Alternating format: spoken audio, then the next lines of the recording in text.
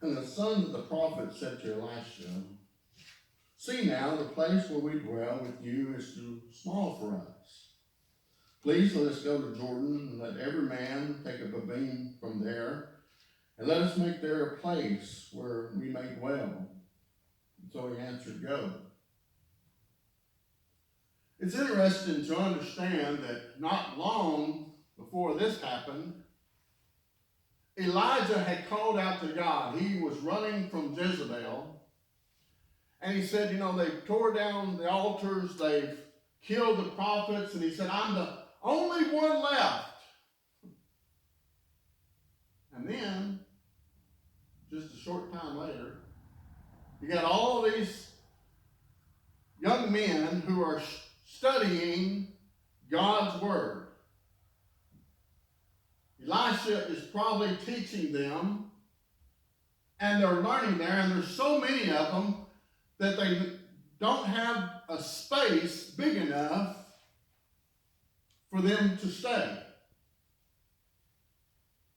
I don't know about you, but that gives me hope. Yeah. One minute, you got a handful of people coming. You got more space than you do people. And then the next minute, you got so many people coming that you don't know where to set them on. Yeah. You got more people than you do space. That's exciting about serving God. That's what thrills me about serving Him, is that you never know what's going to happen. You don't know how it's going to happen. You don't know when it's going to happen. But you know it's going to happen. If serving God is boring to you, you're doing it wrong. Because God likes to come in and bless His people.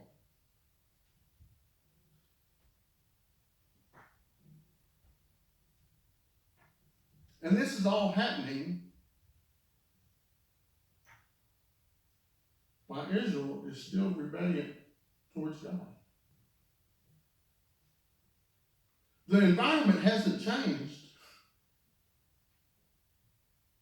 The leadership of the country, the king, was doing as much evil as his father was. Oh, he toned it down a little bit, but the environment hadn't changed, but God was still moving. God can still touch people. God can still change people. God can still draw people to Himself. That's what's exciting about serving God. You don't know who He's going to touch, or when He's going to touch, or how He's going to touch, but you know it's going to happen if you trust Him. Look at verse 3. It says, "Then one said, 'Please consent to go with your servant.' And he answered, 'I will go.' And so he went with them, and when they came to Jordan, they cut down trees."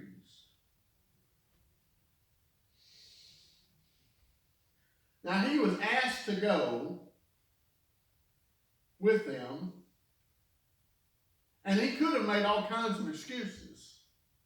He could have said, "I'm tired. Y'all are young. Y'all go on ahead. I've got some studying to do. I've got some mission work to do." But he didn't do that. Now, whether he went to cut down trees too, I don't know. Or whether he just was there for moral support. Don't ever underestimate just being there for people. Sometimes you can't help. Sometimes what they're doing is beyond your capacity. But just being in their presence, just knowing that you're there, can bring comfort in times of trials. Yeah.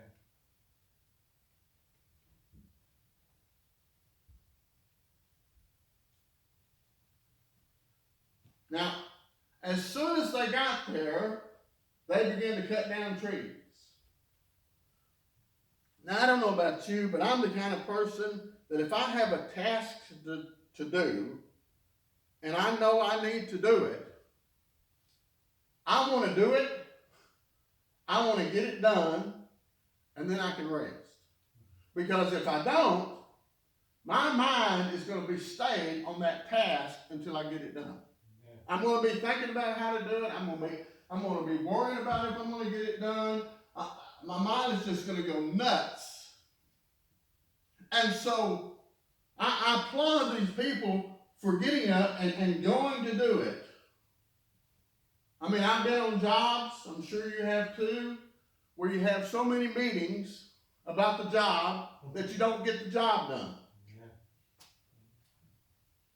But these people weren't like that. They went to work, that they started cutting down the trees. Look at verse 5. But as one was cutting down a tree, the iron axe head fell into the water, and he cried out and said, Alas, master, for it was borrowed.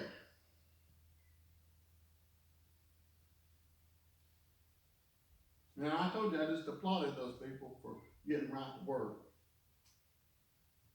But this story points out something very, very important.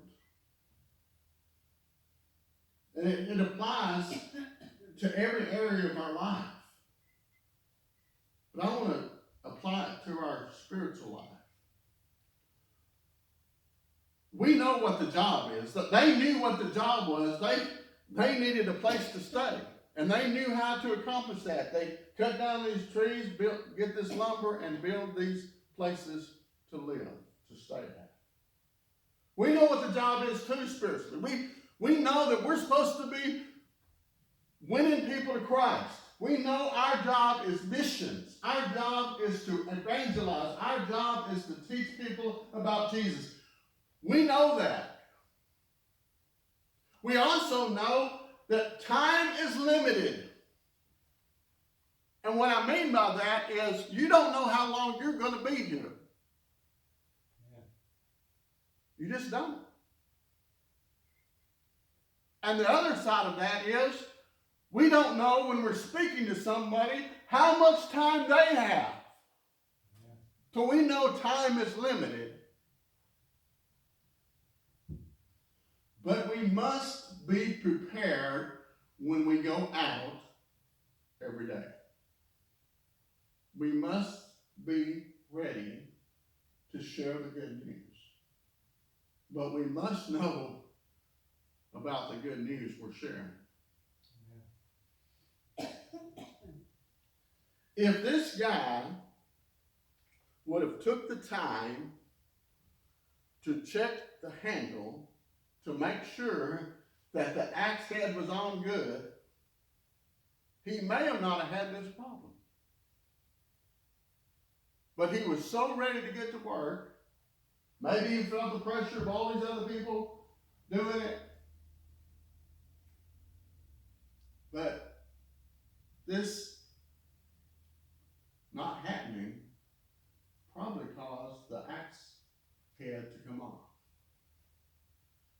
We have to be faithful. We have to be faithful in Bible study. We have to be faithful in prayer. We have to be faithful in church attendance. We have to be faithful in every area that God commands. Now, I know I'm preaching to the choir. Y'all are good at that. Y'all are better than anybody I've ever seen at these things. But I'm just reminding each of us that we still have to be faithful even though we've been faithful. Then God will give us opportunities to witness. God will give us opportunities to minister. God will give us opportunities to help. God will give us growth. Not only physically, not only in the church, but in ourselves.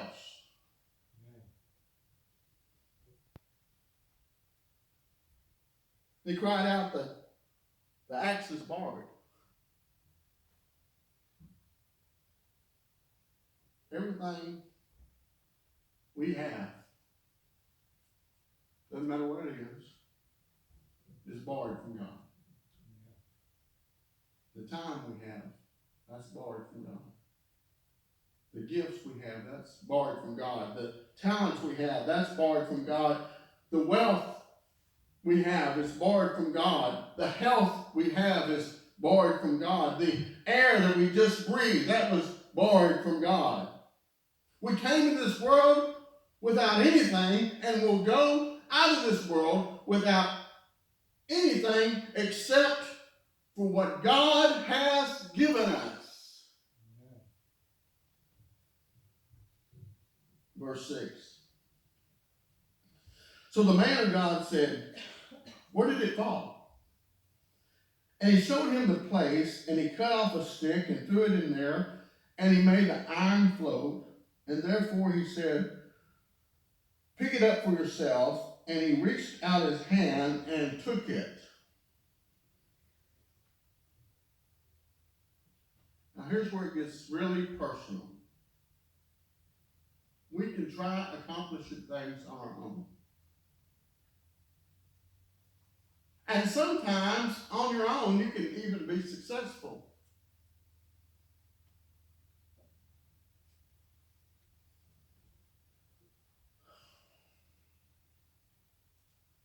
But that doesn't work all the time. Yeah. Really, the only reason you were successful is because God helped you. You may have not asked for it, but He cares about you that much. He helped you. Hoping that you'd recognize that He helped you. No matter what we're doing spiritually or not spiritually, and I break those up because that's how we do it. We come to the church, we think that's spiritual. We go out here on Monday morning, we go get gas, we don't believe that's spiritual.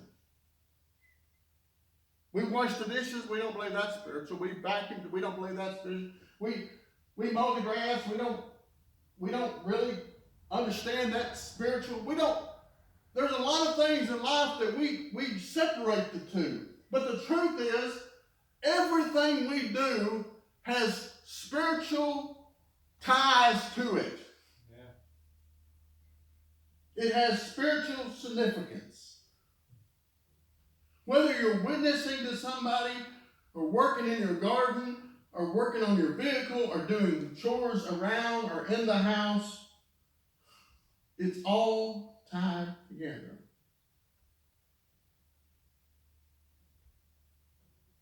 And if you want to be successful at any of that,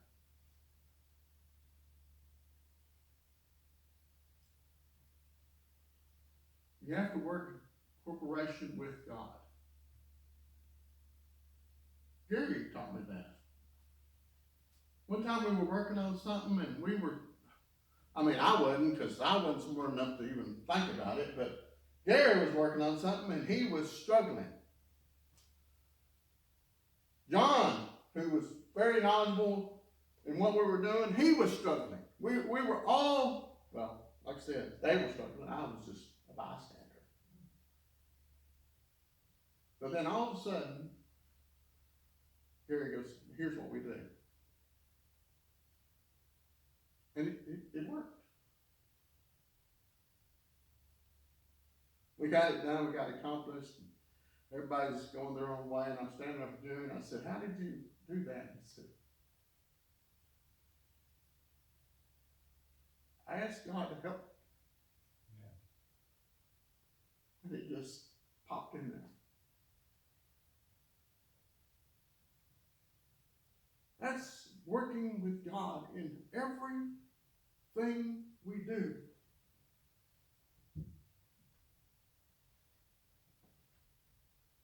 The husband comes in and he tells his wife, he's so mad. He's just so upset. She said, what are you mad about? He said, babe, I had so much to do today around the house. And it's my only day off. And I had promised our son to take him fishing a while back. And so he knew it was my day off, and he would not quit bugging me to take him fishing. So finally I just gave in. I said, okay, fine, we'll go. He said, the morning's half shot. Then I go look for my tackle box. I can't find it. I find my fishing poles, but I can't find my tackle box. It's been so long since I've been fishing, I knew I need new string. He said, so we had to go to Walmart. He said, we go to Walmart, we buy new string, new hooks, new bobbers, new sinkers. He said, we're in there an hour and a half. And then we're fixing to leave, and then I remembered I better get a fishing license. So I stand in the line for 30 minutes to get a fishing license. He said, by now it's after 12. He said, we finally get, he said, we got to have some minnows. So we stop by the bait shop, we get minnows. That takes another 30 minutes. He said, finally we get to the river. He said, I go to the place that we used to go to all the time. He said, he said, I'm just going to back down there, and I got the boat in the back of the truck. We're just going to dump it off in the river. And he said, we'll go. He said, but it's so grown up. He said, there's vines and everything. He said, it's so bad. He said, there's no way I can back up down through there. So me and my son have to carry that boat down to the river. He said, we finally get it in. He said, we're out there 3 hours and we don't catch nothing. He said, we had some bites, but he said, nothing. I got to tell you, babe, it was the worst day ever. And I hope I don't ever have to do that again. A little bit later, the son comes in. Mama. Oh, Mama, we had such a good time. Mama, we got to go to Walmart and we got to buy new hooks and new bobbers and new string. And my daddy was getting his fishing license. I got to go over to the toy section and look around. And then Daddy took me and we went to go get minnows and I got to pick them out. And then we got down to the river and it was all grown up and couldn't get down to it, and we had to carry the boat down to the river, and it was like going on safari, Mama. It was so exciting.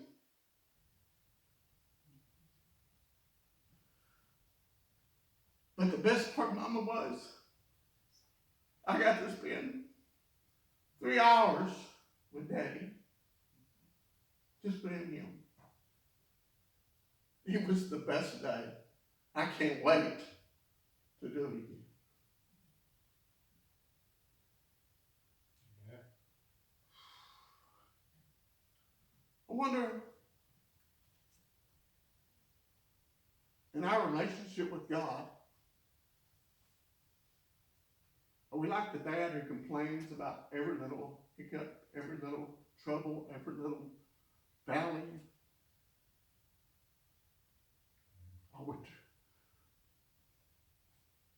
Or do we realize that we could be like the son who realizes every moment we get to spend with God is precious and valuable. And no matter what's happening, we still have time to spend with the Father.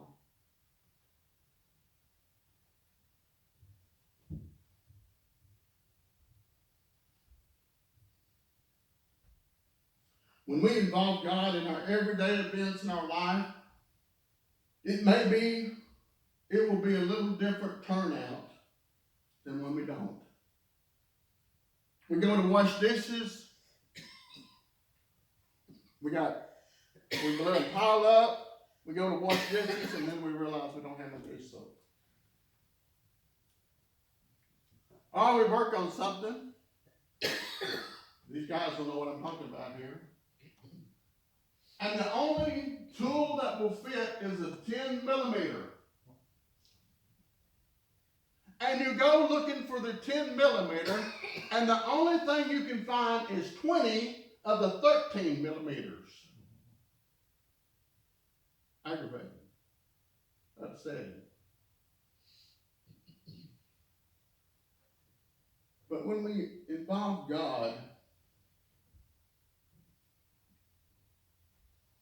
in our daily life, in our everyday humdrum life, I'm not saying we're not going to have problems. I'm just going to say our outlook will be different. Amen.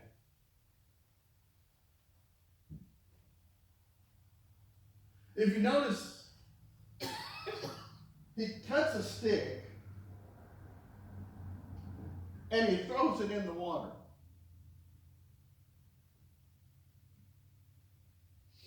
And the axe head floats up to where the stick is. Now you can interpret this however you want to, but in my mind, I'm imagining that axe head floating up and attaching itself to that stick.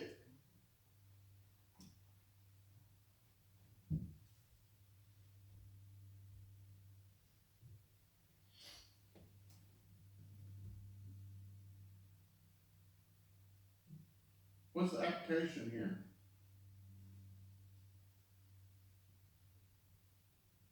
When you work with God in everything that you do, whether it's getting gas or dishes or whatever it is, it may seem like a little task to you, but it's important to God. It's because you're doing it. He wants to be involved in every area of your life. And if you'll invite him to be a part of it, maybe the turnout will be different than it would have been if you hadn't invited him. You can accomplish more with him being involved than you ever been on your own. Now, Elisha wanted to know from the young man exactly where the axe head had fallen in. What's the application for that? We need to look at our own life, whether we've done it in the past or we're still doing it. A lot of times we do things on our own.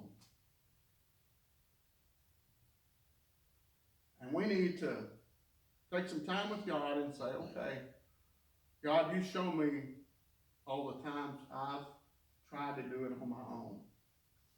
Trust me, he will show you, and you will not be happy with yourself.